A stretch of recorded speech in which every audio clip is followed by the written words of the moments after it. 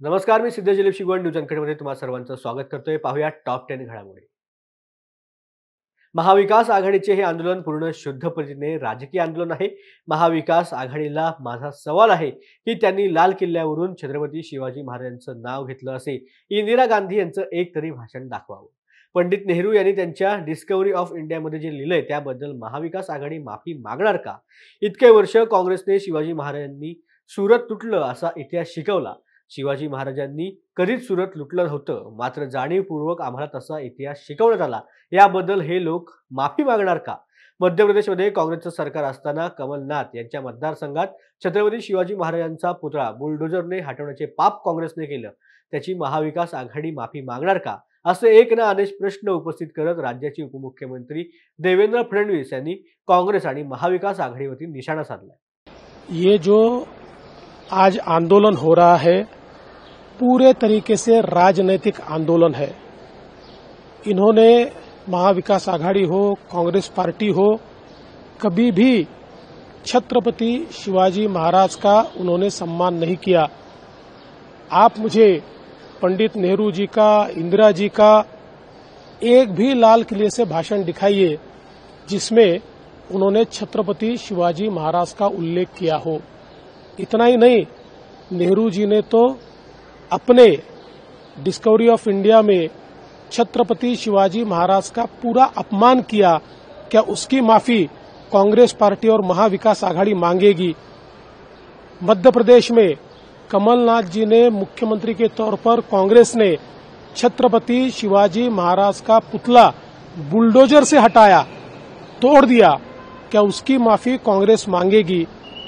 कर्नाटक में वहां के उस समय के उनके कार्याध्यक्ष ने छत्रपति शिवाजी महाराज का पुतला ये तोड़ दिया, हटा दिया।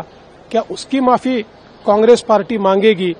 इतना ही नहीं, तो आजादी के बाद भी इतने सालों तक इसी कांग्रेस ने हमको पढ़ाया कि छत्रपति शिवाजी महाराज ने सूरत लूटी।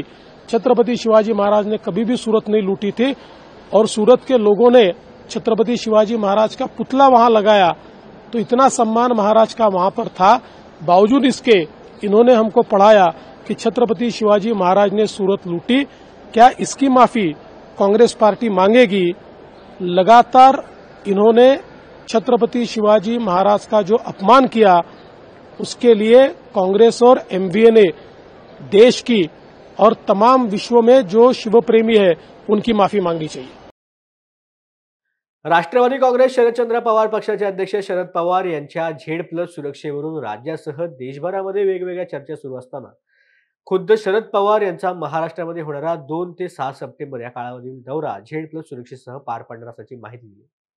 केंद्र सरकारकडून दिल्या जाणाऱ्या झेड+ सुरक्षा व्यवस्थेबाबत शरद पवार यांच्यासह सुरक्षा दलांच्या अधिकाऱ्यांची दिल्लीत शरद पवारांच्या 6 जनपद या निवासस्थानी बैठक झाली। या बैठकीमध्ये गृह खात्याचे अधिकारी, केंद्रीय राखीव पोलीस दलाचे अधिकारी, दिल्ली पोलीस, वाहतूक पोलीस शाखा, अग्निशामक दल, केंद्रीय सार्वजनिक बांधकाम विभाग आणि दिल्ली महापालिका यांच्यासह महत्त्वाच्या विभागांचे अधिकारी सहभागी होते।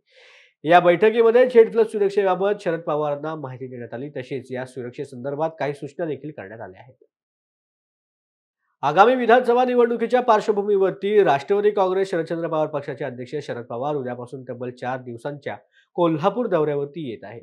या 4 दिवसांच्या दौऱ्यामध्ये शरद पवारांचा कोल्हापूर जिल्ह्यामधील आगामी विधानसभा निवडणुकीच्या पार्श्वभूमीवरती भेटीगाठीचा कार्यक्रम असणार आहे। भाजपचे माजी ग्रामीण जिल्हाध्यक्ष आणि पश्चिम महाराष्ट्रामधील सहकारात दबदबा असलेले समरजित सिंग गाडगे यांच्या राष्ट्रवादी काँग्रेसमध्ये याच वेळेला प्रवेश देखील होणार आहे। मुख्यमंत्री माझी लाडकी बहीण योजना टप्पा 2 निधी वितरण सोहळा काल नागपूरच्या रेशीमबाग मैदानामध्ये पार पडला। यावेळेला मुख्यमंत्री एकनाथ शिंदे यांनी केलेल्या भाषणात लाडक्या बहिणीला ओवाळणीची रक्कम वाढवून देणार असल्याचं मत व्यक्त केलं। सरकारच्या तिजोरीतील पैसे सर्वसामान्य लोकांचे आहेत, माझ्या बहिणींचे आहेत, त्याचा वापर सर्वसामान्यांसाठी करू। करोडो बहिणींच्या चेहऱ्यावरील आनंद पाहून सरकार म्हणून आनंद मिळत आहे।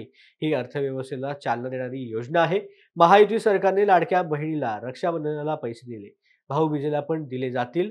हा माहेरचा आहेर आहे। ही योजना बंद होणार नाही। तुम्ही सरकारची ताकद वाढवली, हात आखडता आम्ही घेणार नाही। फक्त 1,500वरतीच न थांबता ते 2,000, 3,000 असे देखील होतील, अशा शब्दात एकनाथ शिंदे यांनी लाडक्या बहिणींना आपला शब्द दिलाय।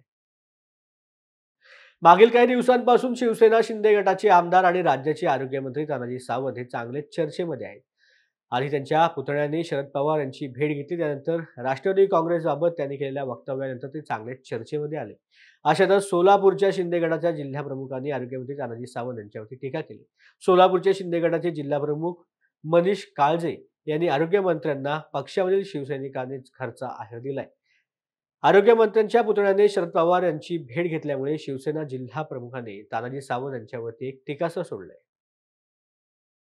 बदलापूरमध्ये चिमुकल्या विद्यार्थिनीवरती झालेल्या अत्याचाराच्या प्रकारानंतर उद्रेक होऊन झालेल्या आंदोलनात हजारो नागरिकांवरती गुन्हे दाखल झाले. मात्र वकील संघटनांनी आंदोलनकर्त्यांची केस मोफत लढून न त्यांच्या कुटुंबियांना मोठा दिलासा दिलाय. आंदोलनादरम्यान पोलिसांकडून धरपकड सुरू असूनच आरोपींना न्यायालयामध्ये हजर करण्याचे काम देखील सुरू आहे. वकील संघटनेने आतापर्यंत तब्बल 105 आंदोलनकर्त्यांची जामिनावर सुटका केली. बदलापूर, उल्हासनगर आणि कल्याणमधील वकील संघटनांनी रेल रोको, शाळेमधील तोडफोड या आंदोलनामध्ये नागरिकांवरती गुन्हे दाखल होते त्यांच्याबद्दल केस लढली आहे. अवघ्या काही दिवसांवरच गणेशोत्सव येऊन ठेपला असून मुंबईतल्या अनेक मोठ्या मानाच्या गणरायांचे वाजत गाजत आगमन होत आहे. गेल्या अनेक दिवसांपासून लाखो गणेश भक्तांना वेध लागले होते ते चिंचपोकळीच्या चिंतामणीच्या आगमन सोहळ्याचे. मुंबईमधील सर्वात जुन्या मंडळांपैकी एक म्हणून चिंतामणी गणेशोत्सव मंडळ ओळखलं जातं. यंदा चिंचपोकळी सार्वजनिक उत्सव मंडळाचं 105वं वर्ष आहे. लाखो गणेश भक्तांच्या उपस्थितीमध्ये ढोल ताशांच्या गजरात आणि गणरायाच्या जयघोषाने हा सोहळा पार पडलाय. तरुणाईचं खास आकर्षण असलेल्या चिंचपोकळी चिंतामणीचे हे रूप आपल्या कॅमेऱ्यात टिपण्यासाठी लाखो गणेश भक्त उपस्थित असल्याचं पाहायला मिळालं. यंदा चिंतामणी हा श्रीकृष्ण अवतारामध्ये विराजमान असल्याचं देखील पाहायला मिळतंय.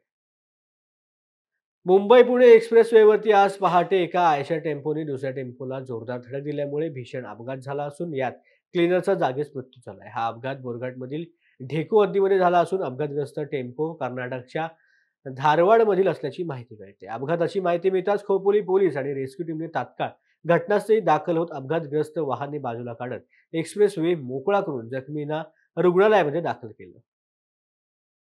राज्यामध्ये आता मुसळधार पावसाला सुरुवात झाली. अरबी समुद्रामध्ये घोंगावणाऱ्या चक्रीवादळाने पावसाचा जोर वाढतोय. दरम्यान मराठवाड्याची पाण्याची चिंता आता मिटले. हजारो गावांची तहान भागवणारे जायकवाडी धरण आता 84.12% झाले. मराठवाडा धरणामधील पाणी साठा आता हळूहळू वाढू लागलाय. दरम्यान हवामान खात्याने दिलेल्या अंदाजानुसार मराठवाड्यामध्ये बहुतांश ठिकाणी पावसाला सुरुवात झाली. नांदेड, हिंगोली, परभणी, छत्रपती संभाजीनगर जिल्ह्यामध्ये पहाटेपासूनच हलक्या पावसाला सुरुवात झाली. धरण क्षेत्रातही पाऊस होत असल्यामुळे दिलासादायक चित्र निर्माण झाले. राज्यामध्ये पावसाचा जोर पुन्हा एकदा वाढला आहे. पुढील 3 ते 4 दिवस हवामान विभागाकडून मुसळधार पावसाचा अंदाज वर्तवला जातोय. गुजरात किनारपट्टीवरती घोंगावत असलेला आसना चक्रीवादळामुळे राज्यामध्ये पुन्हा पाऊस वाढणार असल्याची शक्यता निर्माण झाली. सप्टेंबर सुरुवातीपासूनच जोरदार पाऊस होणार असून राज्यभरात सर्वत्र 4 सप्टेंबरपर्यंत मुसळधार पावसाचा अंदाज वर्तवण्यात आलाय. विदर्भामधील चंद्रपूर, नागपूर, यवतमाळ या जिल्ह्यांना अतिवृष्टीचा आज रेड अलर्ट जाहीर करण्यात आलाय. राज्यामध्ये 1 ते 4 सप्टेंबरपर्यंत मुसळधार ते अतिमुसळधार पावसाचा अंदाज वर्तवला आहे. वेळ झाले टॉप 10 मध्ये आता इथेच थांबायची. पुन्हा भेटू नवीन बातमीपत्रात. धन्यवाद.